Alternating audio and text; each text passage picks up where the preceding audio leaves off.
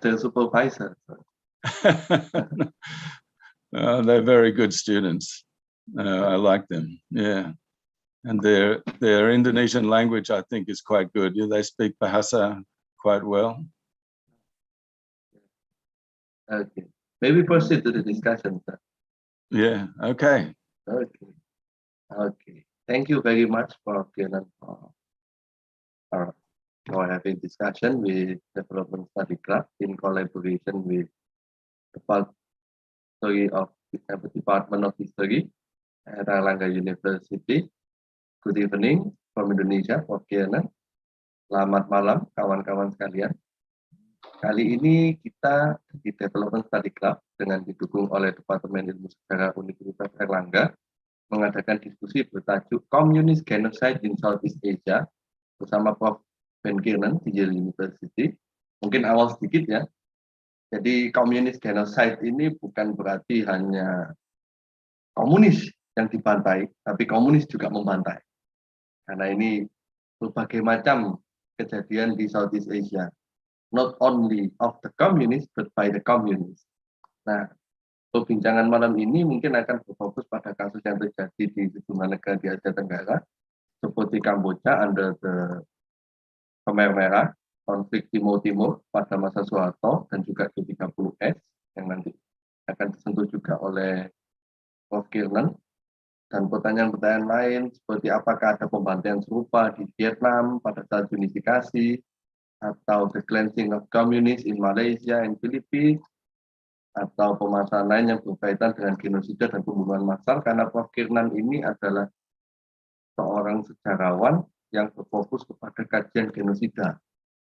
Nah, perkenankan saya untuk memperkenalkan Profesor Kiernan. Dia merupakan A. Whitney Griswold Professor Emeritus of History at Yale University.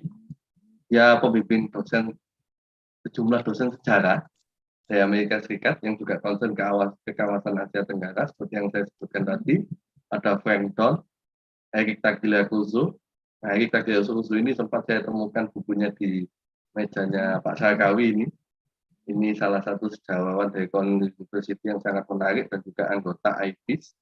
Dan juga sebelumnya pernah diundang bersama Departemen Sejarah murid dari Prof. Kiernan, yakni Kevin William Fogg dari University of North Carolina Chapel Hill, untuk mendiskusikan bukunya yang baru saja diterjemahkan ke dalam bahasa Indonesia yang berasal dari disertasinya yang pastinya dibimbing oleh Prof. Kiernan. Nah, Prof. Kiernan ini meraih gelar sarjana dan doktor dari Monash University, dan untuk disertasinya mengangkat mengenai Pol Pot, salah satu tokoh sentral dalam politik Kamboja dan inisiator Khmer Merah yang pernah berkuasa menjadi Perdana Menteri Kamboja tahun 1976 sampai 1979. Nah, dalam karir akademiknya, Prof. Kiernan berfokus pada kajian pembantaian massal atau genosida. Hal ini dibuktikan dari rekam jejaknya ya sebagai peneliti, di mana ia pernah tergabung dalam Australian Institute for Holocaust and Genocide Studies di University of New South Wales, terus International Association of Genocide Scholars, Institute for Genocide Awareness and Applied Science in Nova Southeastern University, dan yang menarik adalah Direktur Genocide Study Program di Yale University. Nah, sebelum di Yale University ini, beliau pernah mengajar di University of New South Wales dan University of Wollongong, yang keduanya ada di Australia. Memang peneliti Australia ini concern sekali terhadap Indonesia. Meskipun pada awalnya saya menemukan Prof. ini di Yale University, ternyata beliau berasal dari Australia. Nah, tak hanya mengajar, menariknya sejarawan dari luar itu juga sangat aktif menulis seperti Prof. ini. Sampai sekarang ia memiliki 8 buku yang ditulis sendiri. Di antaranya adalah Kamboja, The Eastern Zone Massacre, terus The Pol Pot Regime, Race, Power, and Genocide in Cambodia under the Khmer Rule, 1975-1979.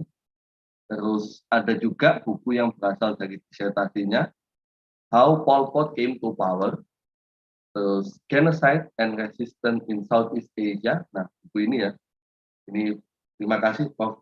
Thank you Prof. Kiernan for sending me the book.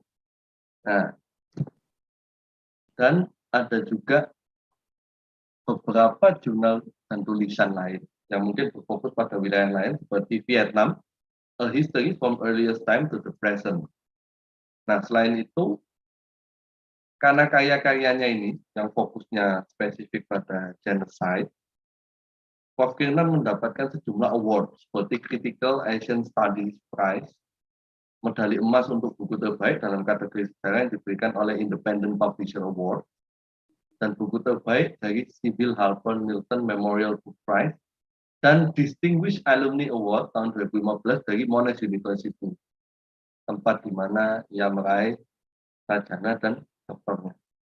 Nah, mungkin itu yang bisa saya jelaskan terkait rekam jejak Prof. Kiernan, karena sangat panjang betul, mungkin sampai selesai acaranya ini belum selesai saya menjelaskan tentang perjalanan intelektualnya Prof. Kiernan.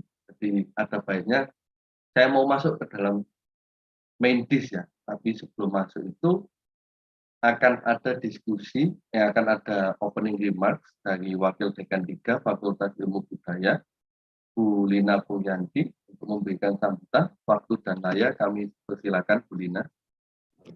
Nggih, matur nuwun Mas Resa Hikam, terima kasih. Bismillahirrahmanirrahim. Assalamualaikum warahmatullahi wabarakatuh.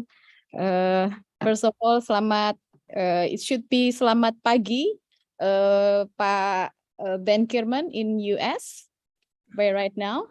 Okay. Yes. Okay. Okay. First of all, I would like to express my gratitude, appreciation to Prof. Ben Kiernan from Yale University. If I can say, this is a kind of a kindness to share with us his famous important book in the Southeast Asian history, genocide and resistance in Southeast Asia. And after listening to Mas Resa Hikam explanation about your really long achievement in academic, I'm really sure everyone here sure that you are really a kind of a outstanding outstanding scholar, and in what way we have to learn a lot how to be very militant in academia, something that not easy to do in Indonesia, especially because we are at the same time should be very perfect, do a lot of stuff, administration, academic at the same time. But of course, what you have done so far really like inspire us to follow your step. And my appreciation also goes to Development Study Club. I read from internet that this is a community networking base, consists of young scholars from various universities in Indonesia, with its trajectories in discussing various current and historical issues in humanities and social science, especially that located in Southeast Asia and more specific in Indonesia. And I think this community is very interesting. As a community itself is very interesting because last time they named themselves as Madat Club, that in Bahasa Indonesia, Madat means opium. So I'm sure that it relates to their drunken to knowledge production, knowledge as an opium, and its changing name to the Development Study Club probably is to gather wider audiences, but with its militant spirit for sharing alternatives in reading historical occurrences. So thank you so much to invite the Faculty of Humanities, Universitas Airlangga, especially Department of History as your partner in hosting this discussion. Matur nuwun, terima kasih to Mas Resa Hikam dan teman-teman di Development Study. Ya, kita harus terus melanjutkan kerjasama ini. And my appreciation also goes to the Department of History.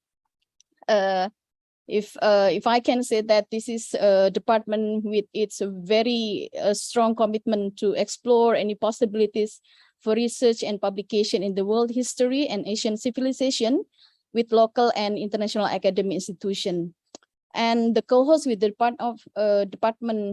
with the Development Study Club for discussing Prof. Kiernan's book should be followed with further collaboration in various academic activities, which involve both students and academic staff.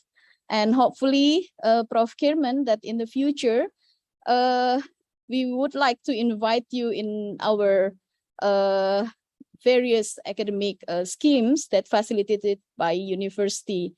So hopefully this is not kind of a hit and run activity, but it should be followed with further collaboration. And as I quote from the International Institute of Asian Studies Chronicle, it's so wonderful that Prof. Ben has shared his idea in that very, if I can say, very prestigious university, prestigious institution in Leiden. It is mentioned there that there are many cases where these smaller areas demonstrate the ways in which global forces can impact a seemingly isolated and marginal society. So both Cambodia and East Timor serve as example of parts of the world where the larger global process dramatically and tragically impacted local historical trajectories. So it's very interesting that Mas Reza mentioned that it is not only communists who become the victim, but also communists who also become the doer for all stories of genocide. And I'm sure that this discussion will result in a kind of a fruitful knowledge for us in understanding what is genocide in terms of a definition, in terms of methodology, and then also in various perspectives. Thank you so much, Mas Reza. Selamat berdiskusi. I will enjoy this discussion. And for your information, Prof. Ben, in our faculty, we also develop Southeast Asian studies. And then the issue in Cold War, including the genocide, although it is still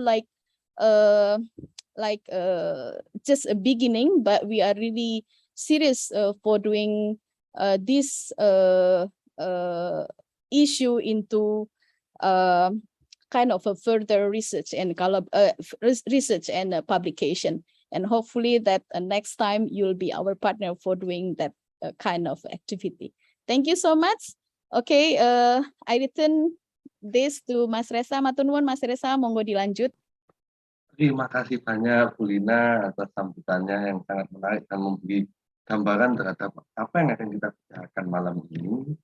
Nah, untuk itu saya juga berterima kasih Bu Lina ini selaku Wadik 3 FIB UNER mau memberikan sambutannya, dan terima kasih juga kepada Departemen Sejarah yang berkenan untuk bekerja sama. Nah, ini makanya kawan-kawan yang hadir di sini, ini jarang-jarang kita mengadakan diskusi langsung. Jarang-jarang sih, akhir ini sering sekali dengan FIB UNER, kebetulan sangat welcome, dan kita akan selalu terus melaksanakan kerjasama.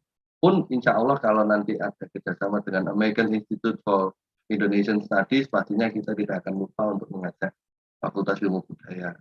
Terima kasih banyak, Mas Reza. Selalu di welcome in our faculty. Terima kasih banyak. Ya. Oke. Nah, mungkin kita akan mau masuk ke dalam main disk kita. Kali ini penyampaian pembahasan utama mungkin akan dimulai oleh Profesor Ben Kiernan. Professor Ben, the time and screen is yours. Thank you very much. I'm delighted to be here. It's a great honor for me. It's a pleasure, but it's also rather humbling to see my wonderful hosts speak in Bahasa Indonesia, but also in such superb English.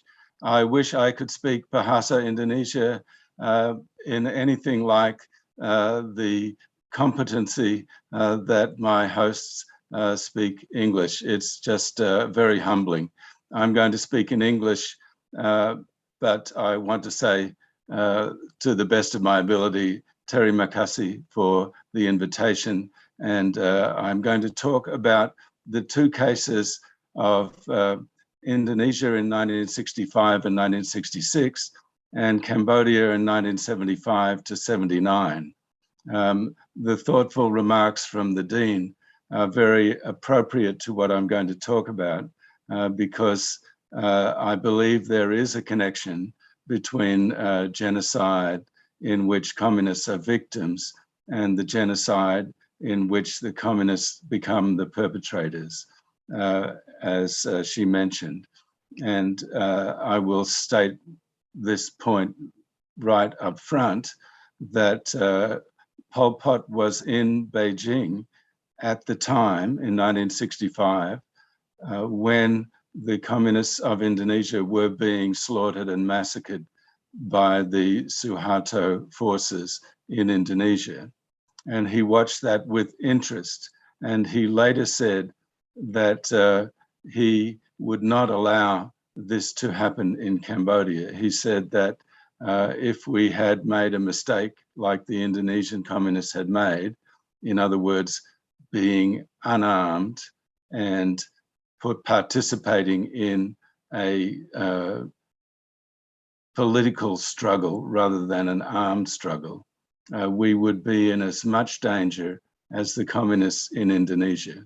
And in 1965, Pol Pot observed what happened to the communists in Indonesia when they were annihilated in a bloody suppression of mass murder. And he decided that this was not going to happen to the Cambodian communists, but rather he would inflict that upon his opponents in Cambodia. And that is exactly what he did 10 years later when Pol Pot and the Communist Party of Kampuchea under his leadership took power in Cambodia in 1975.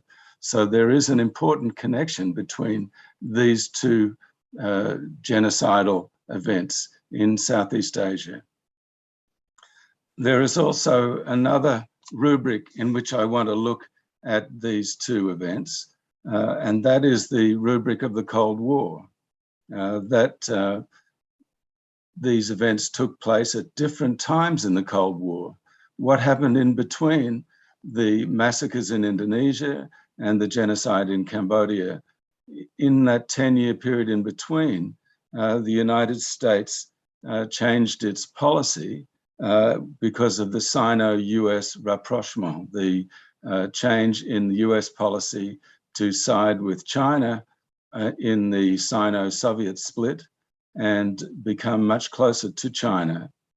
And that affected US policy, which had been very anti-Chinese before 1971, that is, very anti-Chinese on the case of Indonesia's repression of the communists, but very much inclined towards supporting China and its policies in Southeast Asia after 1971, and in particular when the Pol Pot regime took power in 1975.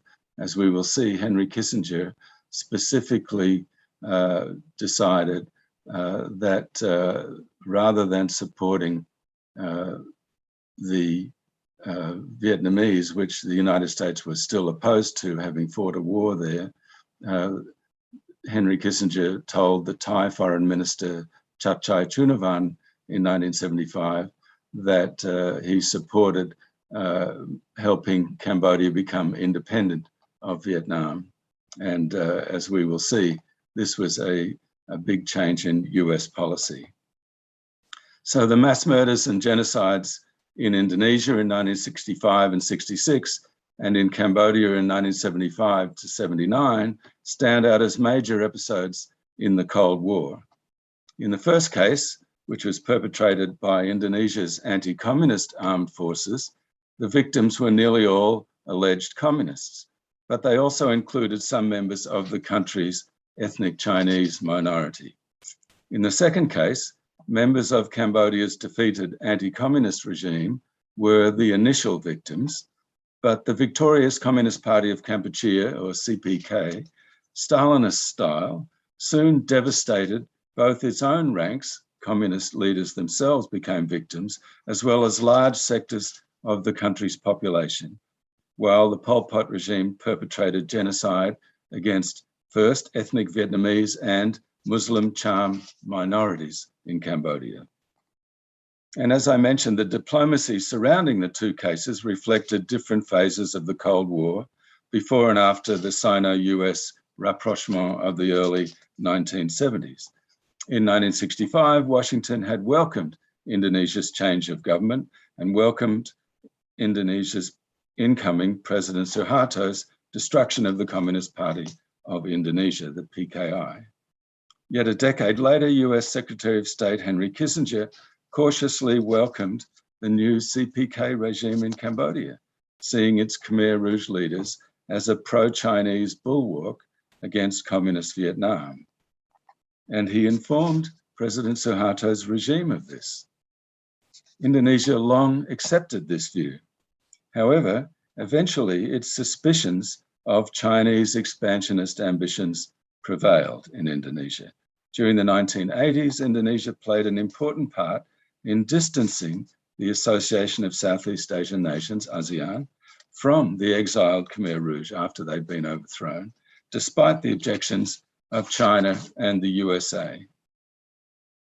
So I'm going to look at these two cases from three levels: great power participation, state level perpetration, and then a regional chronology of the progression of the mass violence across each country, Indonesia and Cambodia. Now, the PKI in Indonesia was wiped out both in 1927 and then again in 1948. And after that, under the young DN Aidit, it decided to participate in the Indonesian electoral system, and it did fairly well, winning in the 1955 and 57 elections a fair number of seats in national and regional elections, and it looked as if it might even become a majority party if the next round of national elections were to be held in 1959. But its major opponent was the Indonesian Armed Forces. The army was also gaining influence after crushing a revolt based in Sumatra in 1958, where the rebels had been secretly aided by the United States. And the non-PKI political parties lobbied President Sukarno to cancel the next round of national elections. And indeed, in 1959, Sukarno declared martial law, dismissed the parliament, cancelled the scheduled elections, and adopted the policy, as we know, of guided democracy under Sukarno's own auspices. And in 1960, regional military commanders banned the PKI in 3 Indonesian provinces: South Sumatra, South Sulawesi, and South Kalimantan. But while he kept the PKI from power at the center, Sukarno also grew closer to the PKI, which by the early 1960s had amassed a large membership, becoming the world's largest non-ruling communist party. Given Sukarno's failing health and the failing policy of confrontasi with Malaysia, the stage was set for a showdown between the army and the largely unarmed PKI, especially over the eventual succession to Sukarno. Excuse me. Now, from the great power perspective, as early as January 59 and again in December 1960, the US National Security Council policy documents recommended that the US should help drive the PKI into positions of open confrontation with the Indonesian government, thereby creating grounds for repressive measures against the PKI. And these documents repeatedly show that the US was looking for a way to provoke the PKI into an attempted coup which would fail and give the army the excuse to repress the PKI and wipe it out. And this is indeed pretty much what happened. Rumors were leaked of a council of generals. These rumors reached the PKI, and then the PKI joined with a group of junior officers, or I should say DN Aidit joined with a group of junior officers in the 30th of September movement, kidnapped 6 generals and executed them. And the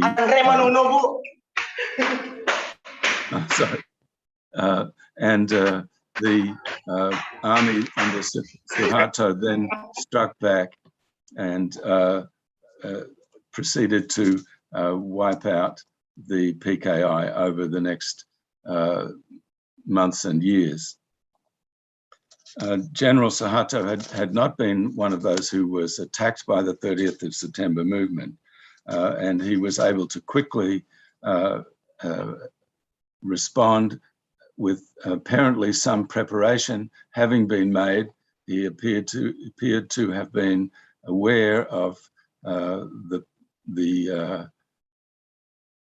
proposals to provoke the PKI into staging this kind of act, and Suharto's forces responded quickly, particularly in Aceh, very quickly in early October 1965, and then in East Java, and then in other regions of the country. Much larger violence took place in Semarang, in Central Java, and then in other parts of the country, in North Sumatra and East Java, and then extended to the island of Flores from mid-February to mid-March 1966. So there is a regional progression of the violence that can be traced across the country of Indonesia. Now, the numbers have not been clearly composed in terms of the death toll of these massacres, but I would point out the figure that has not been widely distributed. The former CIA agent who served with the CIA from 1965 to 1977, John Stockwell, reported in Harper's Magazine in 1984 that the CIA estimated the death toll in the Indonesian massacres at 800,000. Most people put the toll at more than 500,000 or at least 500,000, but it's worth noting that the CIA put, according to a CIA agent of long standing, at 800,000. Another point worth noting is the alleged use of lists in compiling the names of victims. It's been reported in the Washington Post by Kathy Cadane that a US Embassy official, Robert Martins, supplied the Indonesian army with lists of as many as 5,000 names of PKI officials. Excuse me again. And according to Kathy Cadane, the Americans later checked off the names of those who had been killed or captured. Of course, the Indonesian army didn't need necessarily the lists of names of PKI members. Jeffrey Robinson has pointed out a number of examples where the Indonesians had their own lists and compiled their own death lists. But Robinson also comments that the US supplied lists, or the fact that the US supplied lists to the Indonesian army almost certainly aided in the death or detention of many innocent people. And they sent a powerful message that the US government agreed with and supported the army's campaign against the PKI, even as that campaign took its terrible toll in human lives. Now, what was the impact in Southeast Asia of these massacres, which some have described as genocidal? That might be most apt in the case of the ethnic Chinese as an ethnic, national or religious group who were targeted in some areas of Indonesia during these massacres. It's less clear in the case of a political group, the Communist Party of Indonesia, although some have argued, including Jessica Melvin in her recent book, that they were seen in many cases, the PKI was seen as atheists and therefore could be described as a religious group, or at least targeted as a anti-religious group, and that they therefore could fit as victims of genocide under that definition. But they were certainly targeted for annihilation. There are several quotations from Indonesian leaders that they needed to be wiped out 100%. But what was the impact on Southeast Asia? Well, at least the impact was twofold in my view. First, 9 years later, in 1975, the Suharto regime was now well entrenched in power, having received strong support from the United States, and it harbored few inhibitions about invading East Timor in 1975 and perpetrated there what the UN-sponsored Truth Commission would label in 2005, after conducting its inquiry, it labeled what happened under Indonesian rule in East Timor, quote, extermination as a crime against humanity, unquote.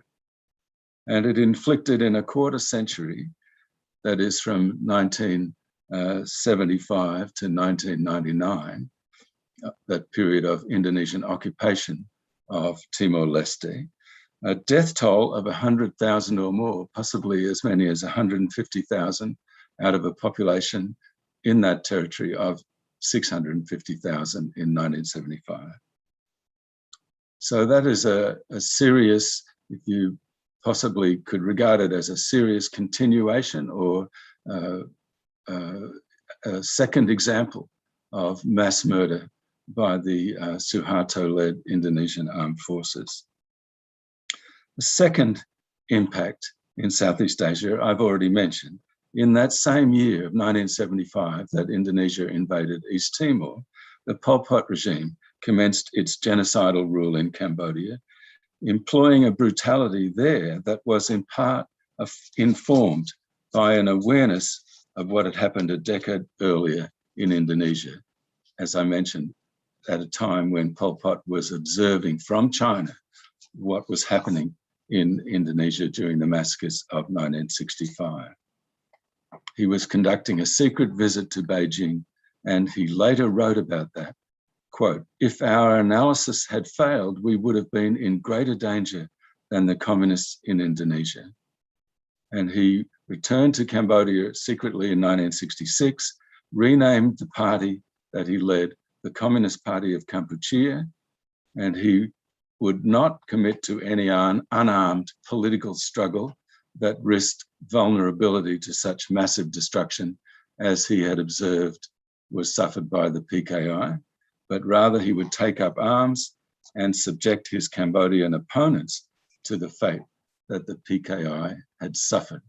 And indeed, he started a rebellion the next year in April 1967 against the neutral Sihanouk regime, which then labeled his forces the Khmer Rouge, or the Red Cambodians, and the war continued for the next 8 years until the Pol Pot forces, the CPK, as Pol Pot was Secretary General of the Communist Party of Kampuchea, seized power by taking the capital, Phnom Penh, in April 1975. And they immediately launched two unexpected, dramatic initiatives. First, the CPK under Pol Pot ordered the total forced evacuation of the city, Phnom Penh, driving 2 million people into the countryside immediately. About 20,000 Cambodians died on that march out of the city. But secondly, the CPK also sent its troops to attack Vietnamese islands in the Gulf of Thailand, kidnapping and killing hundreds of Vietnamese civilians living on those islands. Then after Hanoi's forces took Saigon 2 weeks later on April 30th, 1975, the newly reunified Vietnamese regime expelled the Khmer Rouge troops from those Vietnamese islands, and an uneasy peace held for almost 2 years. Now, what happened inside Cambodia? Well, the CPK renamed Cambodia Democratic Kampuchea, or DK, and the killings continued, and they accelerated slowly over time and by place. Special targets for killings and oppression were the new people, that is, the city people who'd been evacuated into the countryside, where the old people, or the base people, as the Khmer Rouge called them, the people who'd been living under Khmer Rouge control for several years or more, where these rural people or the base people were more favoured than the new people who'd been sent out from the cities. The first victims were members of the defeated Lon Nol regime and its officer corps who were tracked down and killed, alongside, in many cases, just the rank and file soldiers. Even teachers and many doctors became targets, as well as dissidents or recalcitrants who wouldn't do what they were ordered to do by the Khmer Rouge. But most Cambodians in 1975 and 76 were victims of forced labor, starvation, and untreated diseases, which were the result, in most cases, of the forced population transfers. There were two of these. The one I mentioned was the evacuation of the cities in April 1975, not just Phnom Penh, but the other towns which had swollen with refugees from the war in the countryside. Those towns also were evacuated forcibly. But then there was a large mass roundup of those urban evacuees again, about 6 or 8 months later, where the people who were gathered in the rural areas were gathered up again in most of the region south of Cambodia, in the south of Cambodia, and sent to the northwest, which was supposedly underpopulated. But they were sent to the northwest of the country and given to the northwest zone to look after. That northwest zone was suddenly found itself having to look after twice as many people as its zone could support. And many of those urban evacuees now found themselves again facing starvation, overwork, and untreated diseases. So the first 2 years of the Pol Pot regime saw a good deal of killing, but even worse, mass starvation. Now, a new situation developed at the end of 1976 and early 1977 when mass transfers of the administration took place under the Pol Pot regime.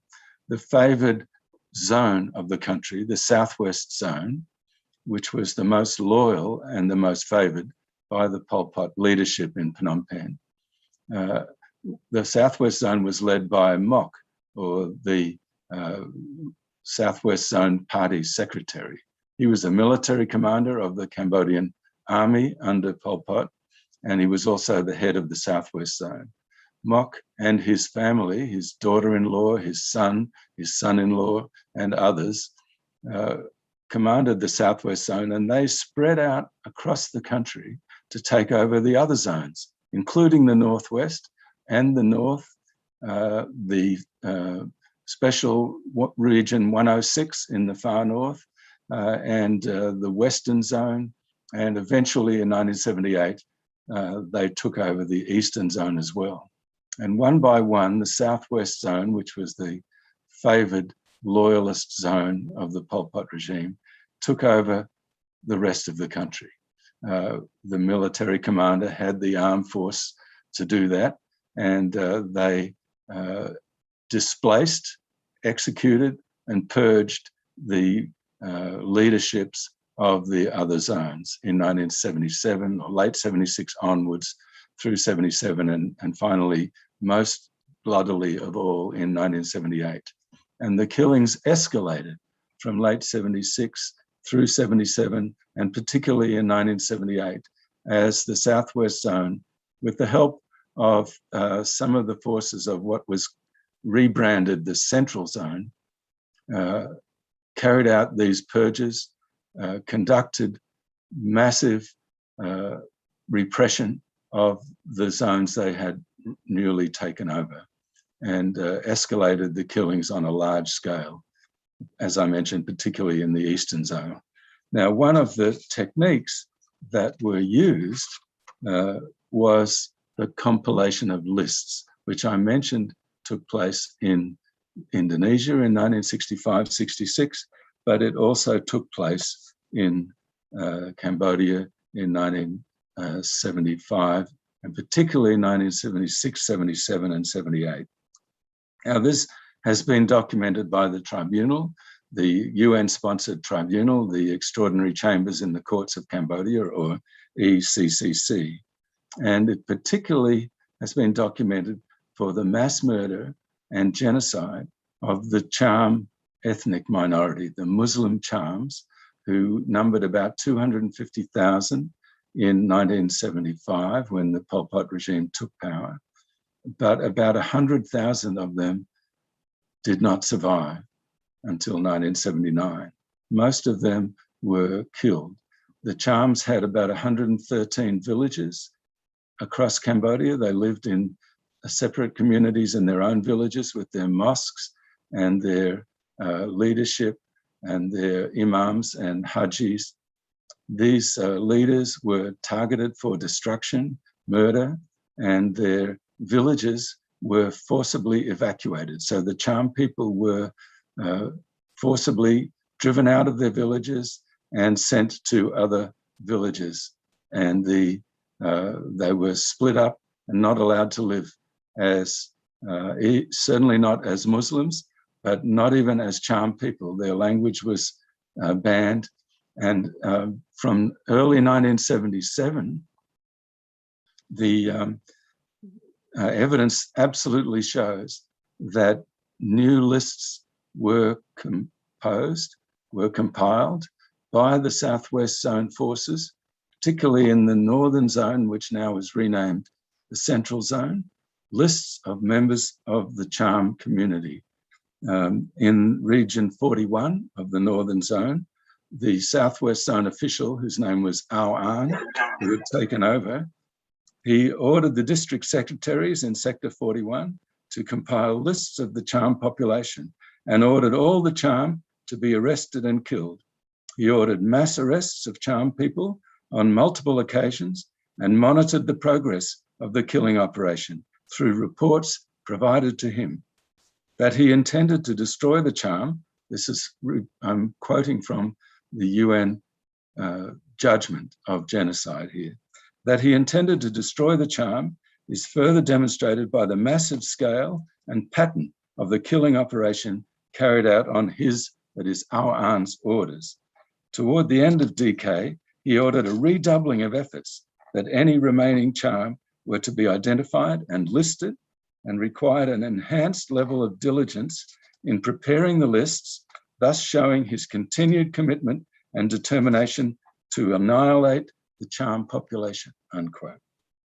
Now, in its full judgment, the ECCC trial chamber concluded that, quote, orders to purge the Cham in the Central Zone, and specifically in Region 41, quote, came from the upper echelon, the higher level, and were implemented through the CPK district secretaries who had come from the Southwest Zone and who reported to Ao An, the Sector 41 secretary, who in turn reported to Kai Polk, who was from the Northern Zone but was Deputy Secretary of the Army. The trial judges also concluded that, quote, meetings were held in 1977 in Sector 41 discussing enemies, and not long thereafter, Chams started being systematically arrested in various locations of this sector based on lists that had been prepared beforehand. Now, orders along these lines continued to come from Ao An's superiors, Mok, the head of the Southwest Zone, and Polk, the head of the Central Zone, the head of the Army, and the deputy head of the Army.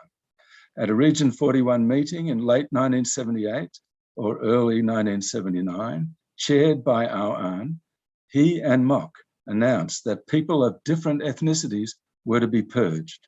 All the district level, quote, persons responsible for lists and documentation, as well as the sub-district chiefs of Region 41, were ordered, quote, to go to the villages directly, compile the names and make lists, making sure to record the ethnic composition of the people.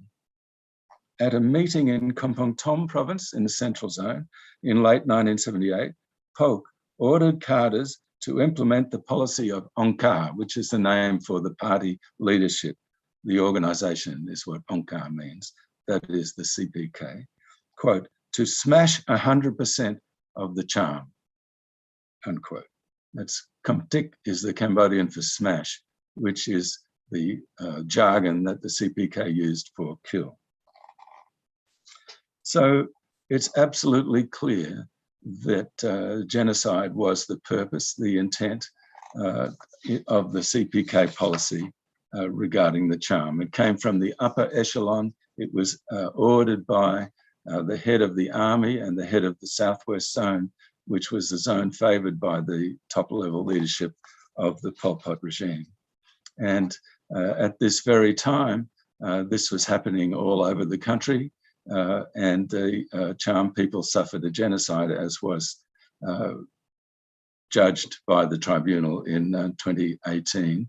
In its full judgment was published in 2019. At the same time, the two Khmer Rouge leaders, Nguyen Chia and Khieu Samphan, the two surviving top leaders of the Pol Pot regime, were also found guilty of genocide against the ethnic Vietnamese. Now, what was the United States reaction or policy towards the takeover of the country by the Khmer Rouge regime in 1975 that had led to this situation? As early as 1975, after the initial armed border clashes between Cambodia and Vietnam, the United States had seen an opportunity to exert international pressure on Vietnam and further improve relations with the CPK's patron, that is, China.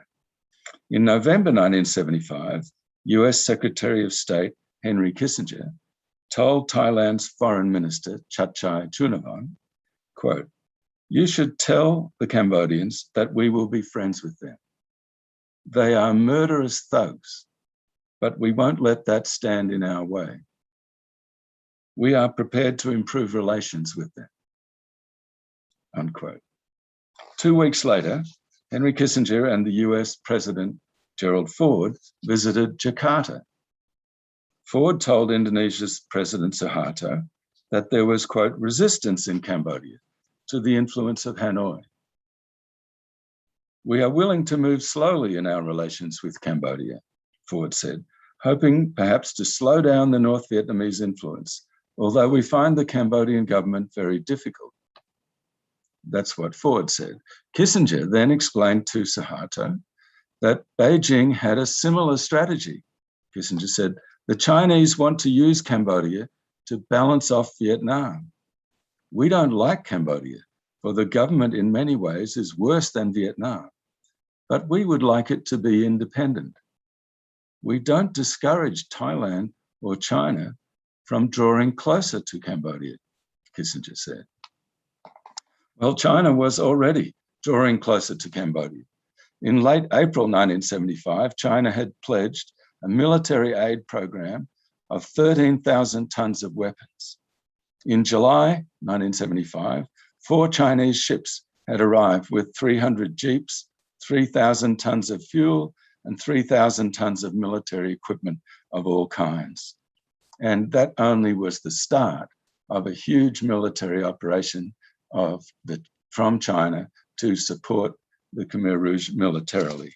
And of course, this, as Andrew Murtha has said in his book called Brothers in Arms, Chinese relations with the Pol Pot regime, quote, "Democratic Kampuchea survived as long as it did as a result of Chinese military and non-military aid and assistance."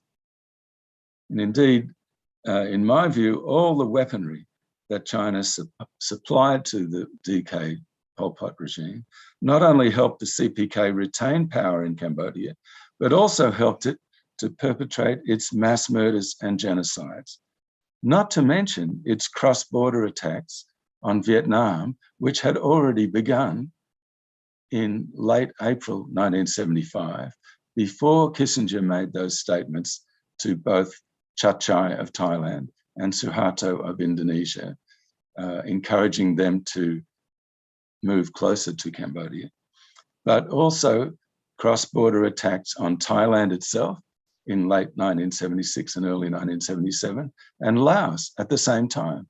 The DK regime clashed with all 3 of its neighbors, claiming territory in South Vietnam, the Mekong Delta, which Cambodians call Kampuchea Krom or Lower Cambodia. The DK regime, in many occasions, claimed that it was going to retake, that it should retake the Mekong Delta from Vietnam. And it also claimed parts of northeast Thailand, where the majority of the population is Khmer speaking. And for that reason, it was conducting attacks on Thailand as well, and Laos. So on January 7th, 1979, the DK regime was overthrown by the Vietnamese invasion that 2 years of cross-border attacks had provoked. And that brought the Khmer Rouge regime to an end. And eventually, after nearly 30 years, the UN and the new Cambodian government came to an agreement, a very limited agreement, to prosecute surviving Khmer Rouge leaders for genocide. And indeed, Nguyen Chia and Khieu Samphan were found guilty of genocide against ethnic Vietnamese and Cham Muslims. However, there were some connections, as I pointed out, with what had happened in Indonesia 20 years before, and with East Timor, where the massacres were ongoing at the very time the genocides were taking place in Cambodia. And so in Southeast Asia, I think there are often more connections than meet the eye. And secondly, some of these connections are a result of great power involvement in Southeast Asia. I'd be interested to pursue this discussion with you in the next few minutes. Thank you very much for listening. Terima kasih. Thank you very much, Professor Kiernan, for the wonderful explanation, especially the comparison between the 30th September movement, after the 30th September movement genocide, and the genocide in Cambodia.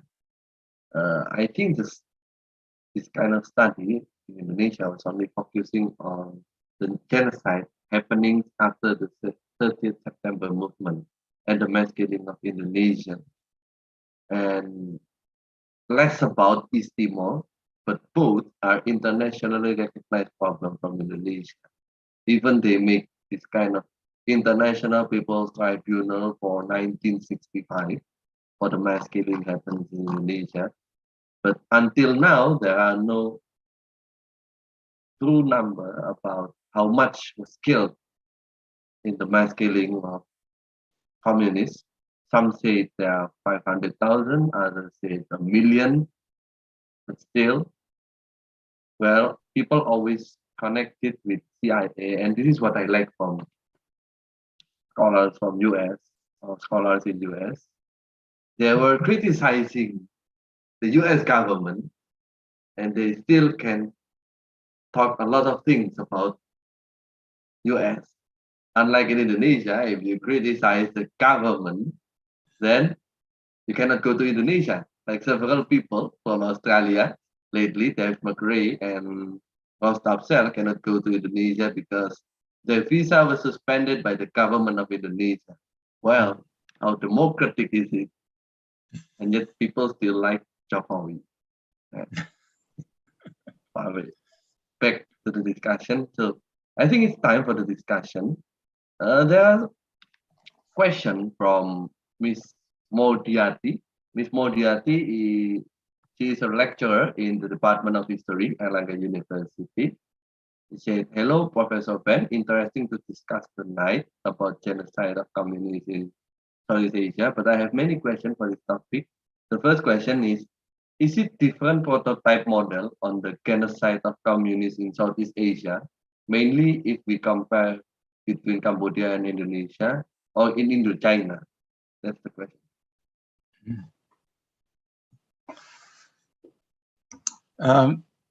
So I think the question refers to events Indochina wide rather than just Cambodia. Have I understood the question correctly? I think yes. Yeah. So there were many cases of repression in Vietnam and Laos, as well as in Cambodia after 1975 and also before 1975. My focus on Cambodia after 1975 is simply due to my comparison with Indonesia, that the most apt comparison, I think, can be made there between Cambodia in 75 to 79 and Indonesia in 65, 66.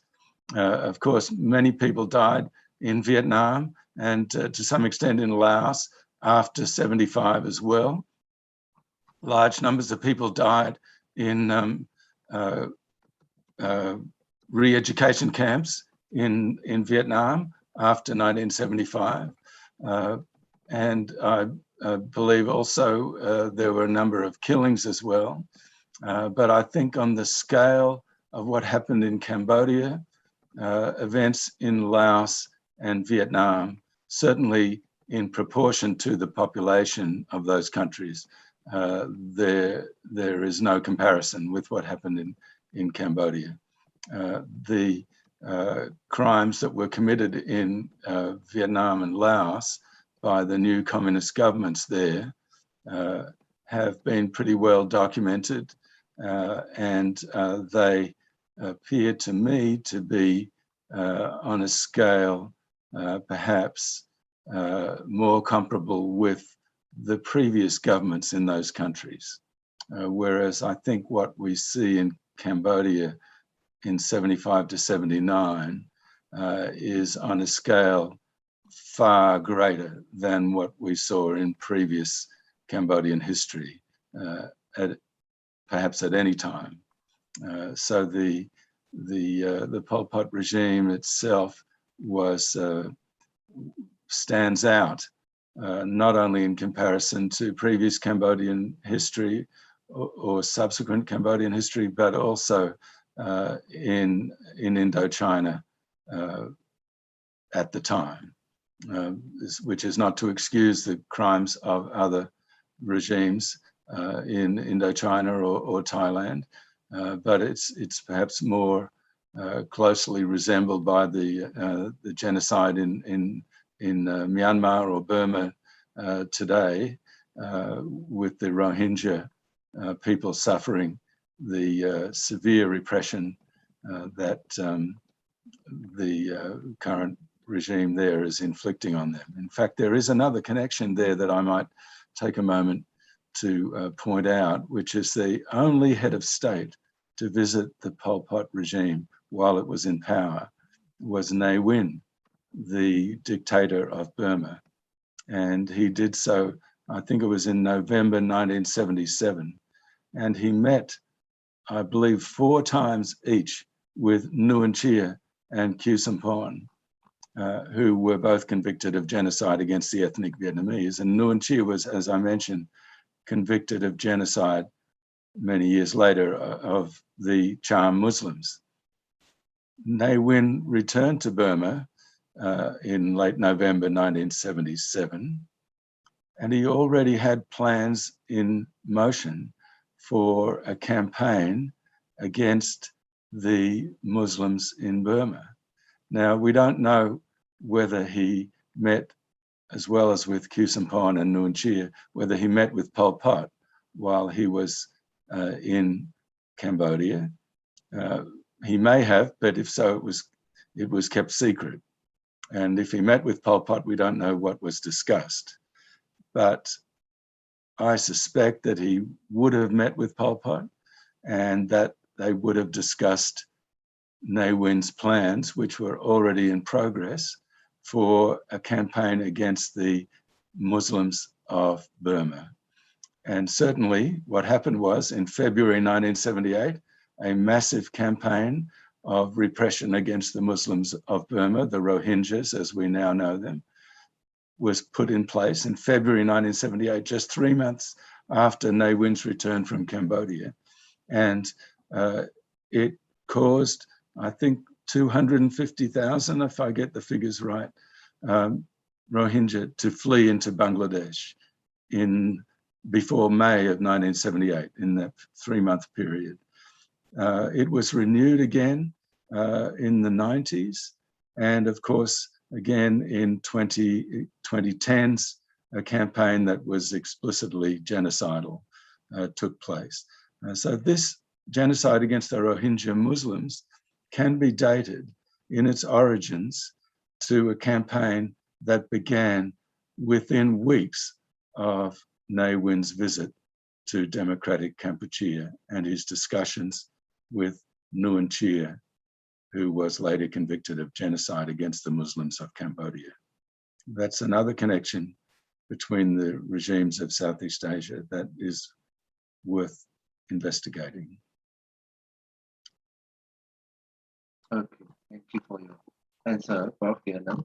I think the second, whether this is question or statement. Second, if we look on Cambodia, Phnom Penh, there are so many buildings or monuments built to remember the event of genocide. But if we talk in Indonesia, maybe we have many different things about this. Not any monument or museum built in another region, except if we talk about Jakarta. Maybe that. And there are other comments about from Bejo Untung, Mr. Bejo Untung. In my opinion, the genocide in Indonesia in 1965 or 1966 is completely designed by CIA. Well, this is what I like from Indonesian. Everything that about how to undermine the communists, well, the CIA there. Well, it's true. Lately, after I read several books from Kevin, and it plots to destroy the Indonesian Communist Party with final target to topple down President Sukarno. The alibi, as if the NID behind the coup via the killings of the generals by Cakrapirawa presidential guard could not be proved because IDID was shot before he gave his witness in the court. It is a military way of tricking, and the correct one is militarily perfectly acted a coup to Sukarno not PKI. Well, people would always think about this, so it is actually the military who tried to have a coup on Sukarno, but they always forgot one thing. If you read the problem, if in September 13th movement, there is this one person named Syam Kamar Zaman. Well, he was not dead. He was not killed until 1986 because he gave a lot of names. Just like when you say that person from the embassy who gave name to the military, about 5,000 names. Yeah, it came from Tempo also. Well, that's the statement from Bejo Untung. There another question from. Could I just say something? Yes, sir. Yeah, I would say that there is a lot that we don't yet know about what happened in Indonesia in 65, 66. I would point to the famous biography of Sukarno by Professor John Legg, who was one of my great teachers at Monash University. In his book Sukarno, he has a page and a half of questions about what happened, unanswered questions. He just lists the questions that we don't know. And then in John Roos's Pretext for Mass Murder, book published in 2006, he adds another page of questions. Now, we do know a lot, but there is a lot that we don't know. The CIA's role is to some extent well known, but there is also the role of others. I would point out the British Foreign Office. Edward Peck, the Assistant Secretary of State in the British Foreign Office, wrote in a memo of November 27th, 1964, there might therefore be much to be said for encouraging a premature PKI coup during Sukarno's lifetime, unquote. And another British Foreign Office official agreed, writing the next month, a premature PKI coup may be the most helpful solution for the West, provided the coup failed. So there's the British contribution to the idea of provoking the PKI into staging a coup that failed and providing an excuse for the Indonesian army to wipe out and kill all the members of the PKI. It's not just the CIA who were thinking along those lines and acting along those lines, but there are others involved as well.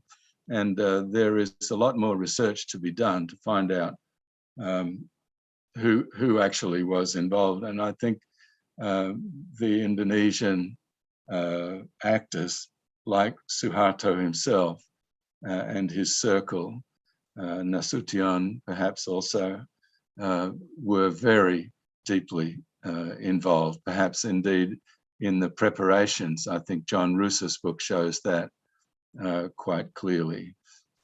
So we need to take account not only of the Indonesian actors, but also of the non-US as well as the US actors. Thank you for that question.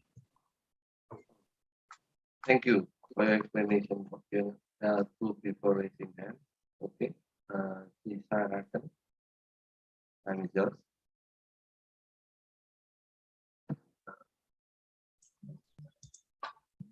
Oke, terima kasih, Kak. Okay, hello, Professor Kiernan. It's a pleasure to meet you. Yes, my name is Karen. I'm from Airlangga University, and actually I studied English literature in university, but I also taking the Southeast Asian history subject. And actually I'm kind of interested with this topic. Well, my question is, I heard that in this modern era, or you can say in this present time, communists are still exist. You know, as some people say that communists are disguised in the government to start a new propaganda, or doing some endeavor to take down the Republican government or to restrict some liberation actions.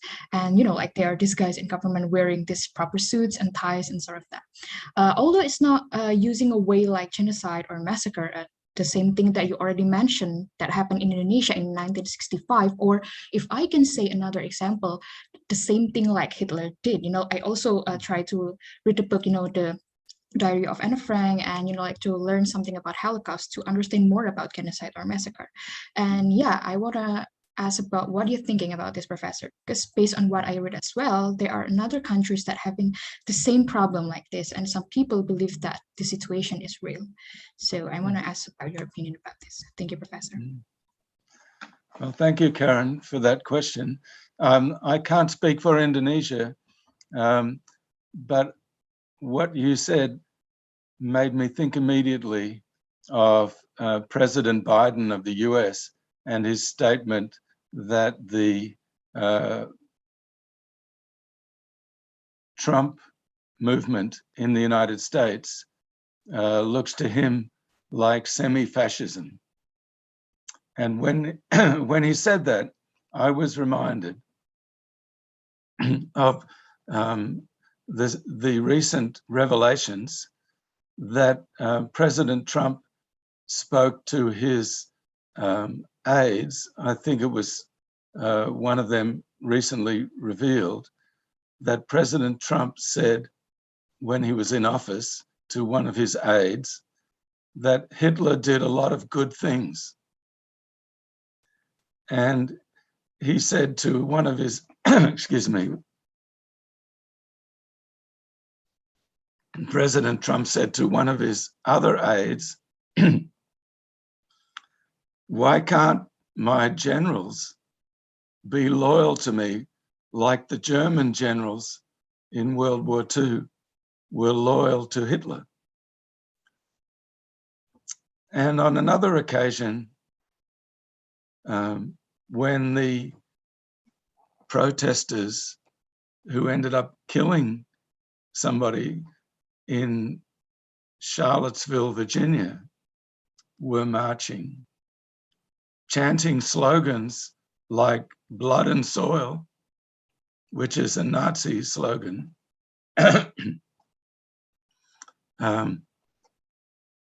President Trump said, there are good people on both sides. So he was saying that these people, on one side, they were allegedly avowed Nazis. He was calling them good people. So I think we need to examine this situation. President Biden has pointed out that there is a semi-fascist movement afoot in the United States. Now, I don't know if that's the case in Indonesia or if there are communists in Indonesia, I wouldn't know, but there is certainly evidence that suggests that there is a resurgence of ideas that are very worrying. And there is also the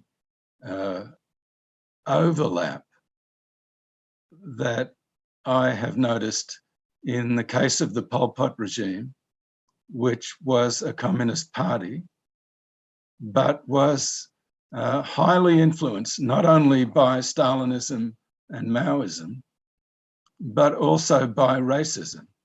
As I mentioned, they committed genocide against not only the Cham Muslims, who were a different ethnic group, and gave orders for them to be 100% smashed, killed, but also they did it against the ethnic Vietnamese.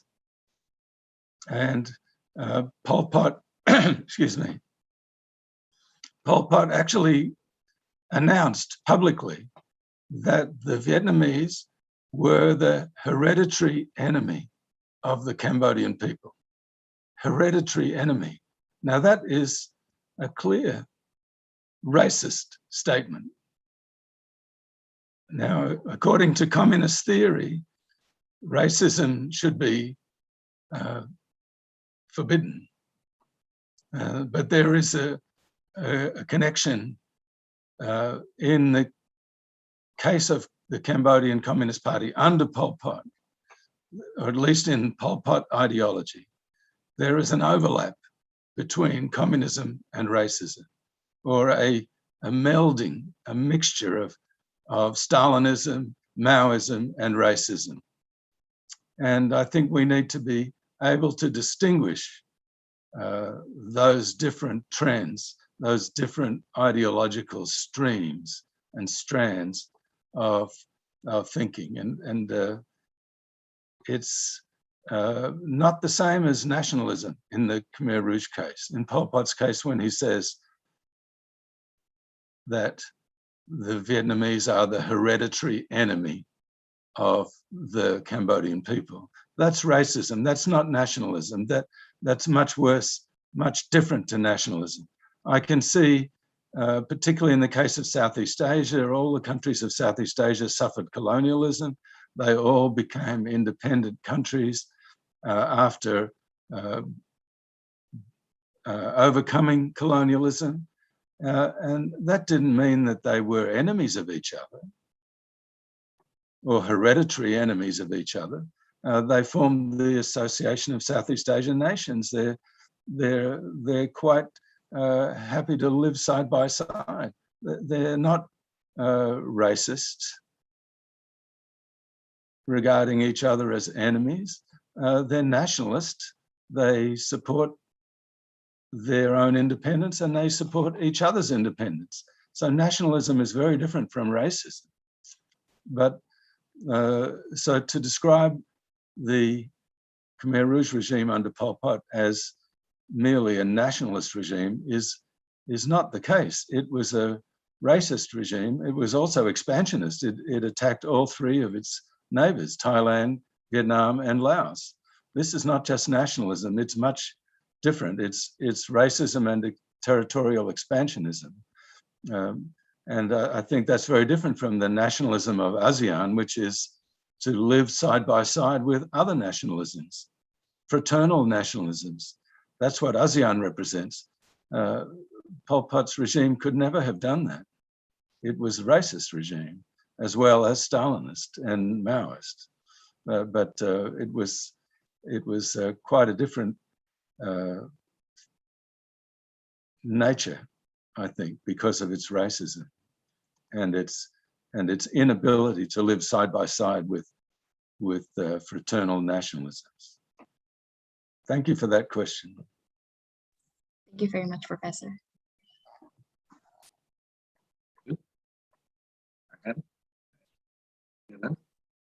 Next question. Alfian Witi, time is yours. Okay. Hello, Prof. Ben Kiernan. Nice to meet you in this interesting discussion. First of all, let me introduce my name, Widi, who is also a student of the Department of History Unair. I have two questions for Prof. Ben Kiernan. The first question, for me, the Indonesian Communist Party has a system or method with its members who are often considered as collective cadre, and even the Indonesian Communist Party doesn't have a network further to the grassroots. In fact, please correct me if I'm wrong, there is an independent historian who thinks that Indonesian Communist Party has a different method from other region. He called it the IDIT method, which is more developed in education, art, and literacy. My question is there a method of art or propaganda to justify the action of the communist regime in Southeast Asia, except Indonesia, when it comes to Indonesian Communist Party atau PKI? Of course, you are familiar with LECRA, which is propaganda for a communist agenda such as agrarian reform, destroying Nekolim, and so on. The second question, is there any continuity or relationship between its Communist Party in Southeast Asian country? Because as far as I try to read the archive of Harian Rakyat, the newspaper under the Indonesian Communist Party, there is only moral support for Vietnam for the America invasion, and the Duikora action, or sometimes it can be said as the Aksi Ganyang Malaysia. Thank you for the interesting explanation, Prof. Ben Kiernan. Kind regard, stay healthy. Thank you. Thank you very much for that question. I'm not very competent to answer it, but I have read a little bit about LECRA, and I want to get back to the 30th of September movement as well. So firstly, on LECRA, I think you're right that the PKI's strategy was different from all of the communist parties in Southeast Asia. In other words, after 1948 and its destruction or partial destruction in Madiun, under AIDIT, the PKI opted to participate in a peaceful quest for power by participating in elections, and it was quite successful in that, in winning large numbers of votes and becoming one of the top 4 political parties that had success in the Indonesian elections in the 1950s. And LECRA was part of that, the cultural arm of the PKI. And I think that was, both of those features of the PKI were quite distinctive from other political communist movements in Southeast Asia, where, for instance, in Vietnam, the Vietnamese Communist Party, or starting off as the Indochina Communist Party, and then after 1951, the Vietnamese Communist Party fought an armed struggle against the French. It was never successfully or able to participate or decided willing to participate or risk unarmed struggle under the French. Possibly that wouldn't have been a wise move, but it certainly didn't opt to do that. At one point in Burma, the Communist Party under the British participated, but in 1948 very quickly took to armed struggle against the new independent government. Despite the fact that it had achieved independence, the communists revolted very quickly. One slight exception might be in the Philippines, where the communists won seats but were denied them, as I recall, correct me if I'm wrong there, in 1948. The Hook movement was successful in fighting the Japanese to some extent, in mounting a guerrilla opposition to the Japanese, and became popular in some parts of central Luzon and won seats in the independent parliament after 1946. But I believe that, again, I might be wrong, but I think those seats were denied them by the new government.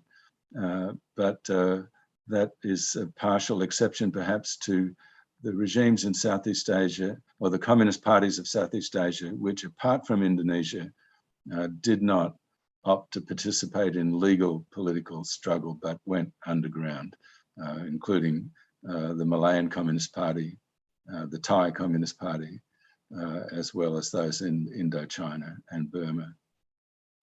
On the other hand, Indonesia was also an exception with the case of Lekra, which was a very active cultural arm of the PKI. However, it was also, as I've read, fairly dogmatic and indeed repressive of other cultural movements, even when it was participating in non-violent legal activity. I think Lekra has been fairly criticized for its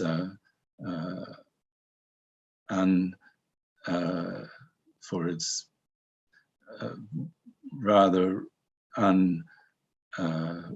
unsympathetic and repressive approach to different political cultures in Indonesia. And I think those criticisms are fair.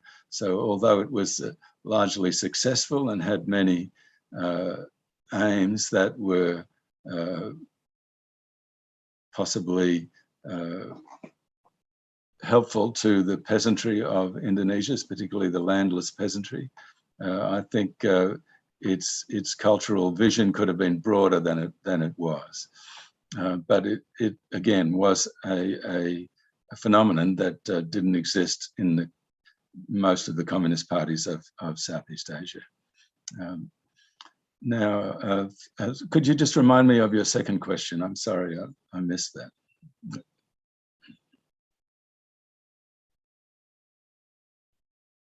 Second question.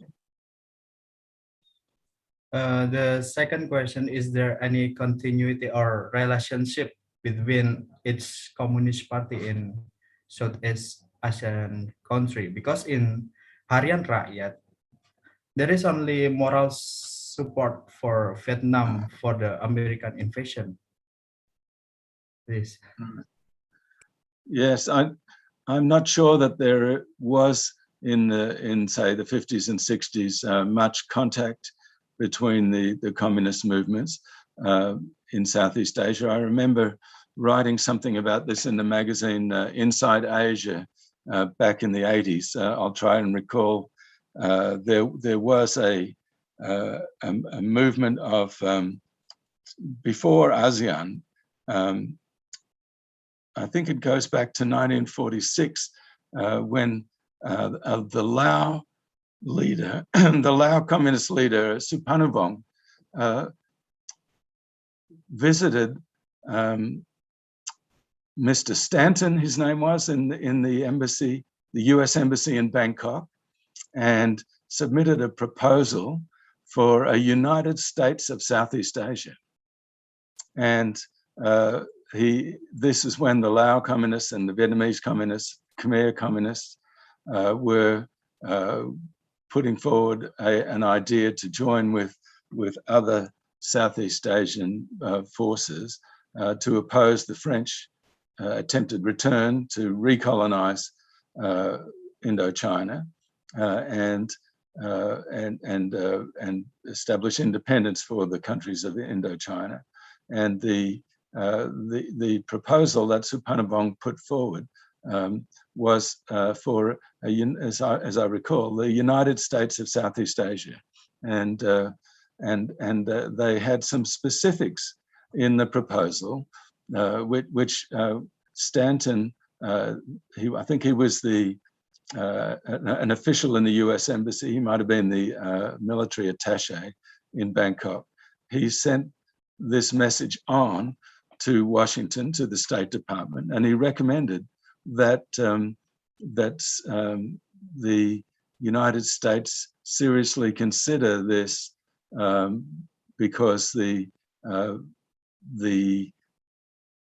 future of Southeast Asia, of the Indo-Chinese countries, was likely to be determined by the people there rather than by the French. I'm not sure if they weren't his exact words, but he thought that the Viet Minh, the Lao Issarak, and the Khmer Issarak, who were behind this proposal, would likely gain support for it in the rest of Southeast Asia, and that the French position would become a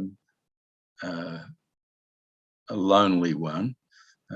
Again, I'm not quoting him here, just trying to remember an article I wrote 30 years ago. And however, the State Department ordered Stanton to return the letter unopened to Supanuvong. Then they wouldn't have anything to do with this proposal. But it did include a proposal from Supanuvong of Laos for the Southeast Asian countries who were fighting for their independence to collaborate in their efforts to buy weapons from various sources, so that if one country, whether it was Malaya or the Philippines or Burma or Cambodia or Vietnam, located a source for weapons, they would have it to themselves. And the other countries, the rebel movements, the independence movements, would not compete with them and drive up the price of those weapons. And that therefore the other countries would stay out of the market for that particular source of weapons. So there was an attempt to collaborate and work together on a Southeast Asia-wide scale on the market for weapons for the fight for independence in the whole of Southeast Asia. So that was the beginning, if you like, of what eventually became ASEAN. But it was started off, I think, as the rebels in different countries fighting for their independence against the European colonial powers, working out how best to work together in that joint struggle. Thank you, Prof. Kiernan. Sorry if my question deviates a bit from your discussion. Thank you.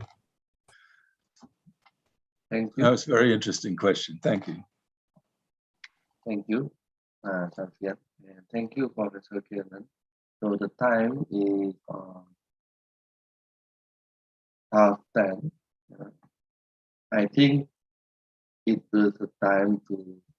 Is it okay if we continue, or can we continue, or we should? Another 10 minutes is fine with me. Maybe a last question. There are questions sent to me. So there is this question asking about what is the impact of recognizing and acknowledging genocide if the perpetrator of the genocide were dead. Unlike in Serbia, the perpetrator will still live until they are dead when they are in International Criminal Court. But both Suharto and Pol Pot were dead. And what's the impact of acknowledging and recognizing the genocide they made? That's it. Last question, and maybe a closing statement also from you. Mhm. Well, is that question for me? Yeah. Yeah.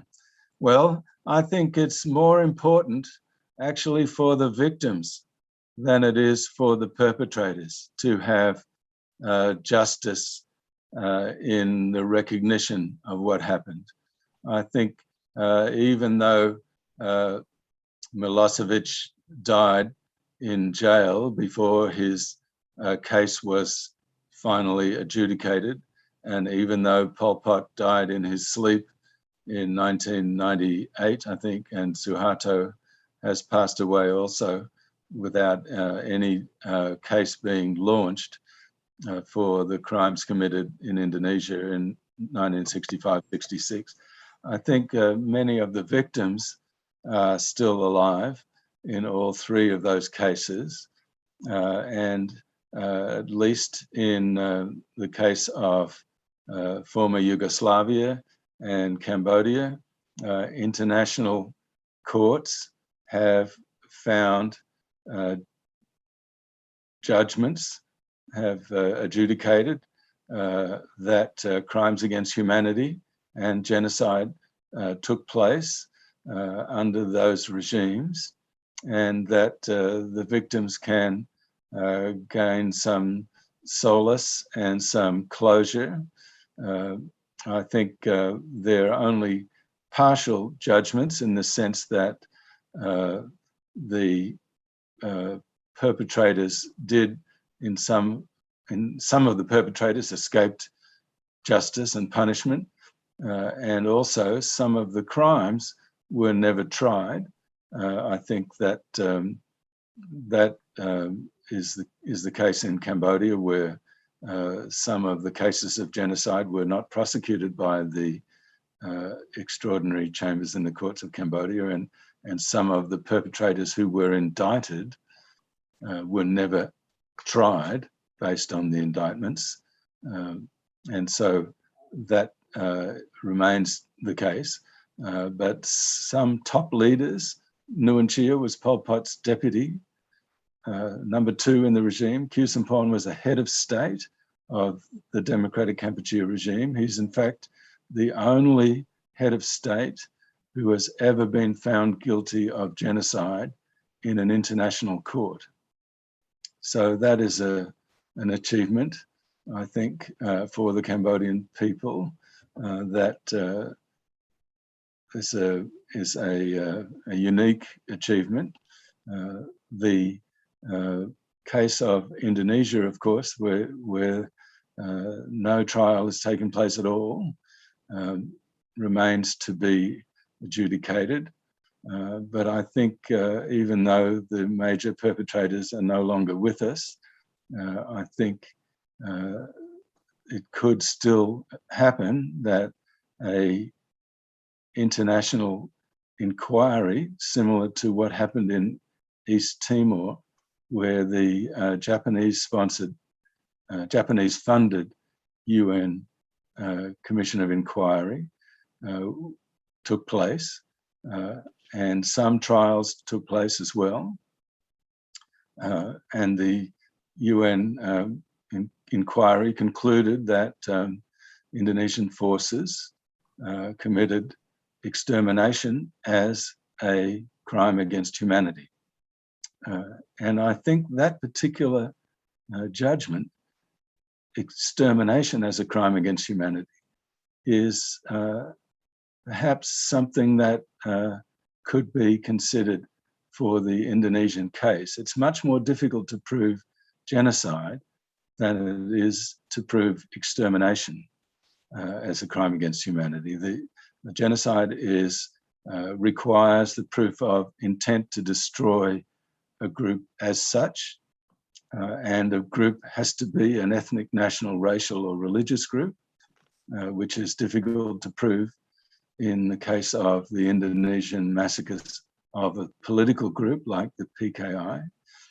But extermination could be proven of a political group like the PKI, and a crime against humanity does not require the intent to destroy the group as such. It must be a calculated, intentional destruction, but it doesn't have the same level of burden of proof as genocide. So I think there is the possibility of, and I think it would be not as difficult to prove as genocide, of proving that extermination as a crime against humanity is what happened in the case of Indonesia in 1965-66. And a truth commission could be established, an international truth commission that could consider that possibility.